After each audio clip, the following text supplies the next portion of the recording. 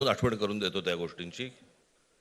आणि त्या मुलाखतीमध्ये मी असं म्हटलं होतं की कुठल्याही वादापेक्षा आणि भांडणापेक्षा महाराष्ट्र मोठा आहे.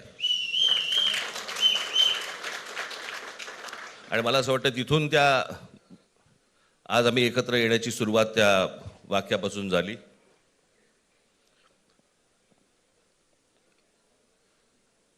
कोण किती जागा लढवणार, आकडा काय, हा नाही सांगणार तुम्हाला.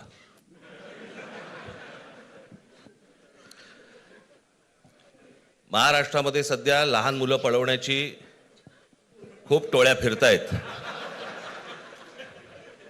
त्याच्यामध्ये 2 टोळ्या अजून जास्ती ॲड झालेल्या आहेत. ते राजकीय पक्षांमधली मुलं पळवतात आणि जे निवडणुका लढवणार आहेत त्या लढवणाऱ्या सर्व उमेदवारांना दोन्ही पक्षांकडनं उमेदवारी दिली जाईल. ती कधी भरायची, केव्हा भरायची ते आपल्याला कळवलं जाईल. आज फक्त आपल्या समोर एकच गोष्ट मी आपल्याला सांगू इच्छितो की बरेच दिवस ज्याची प्रतीक्षा महाराष्ट्र करत होता, ती शिवसेना आणि महाराष्ट्र नवनिर्माण सेनेची युती झाली, हे आज आम्ही आपल्याला जाहीर करत आहोत.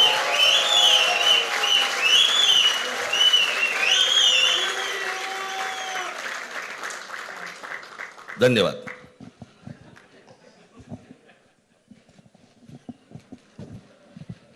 आकड्याचा खेळ संपला ते बरं झालं. नाही, आकड्यांचा खेळ आता सांगायचं नाही.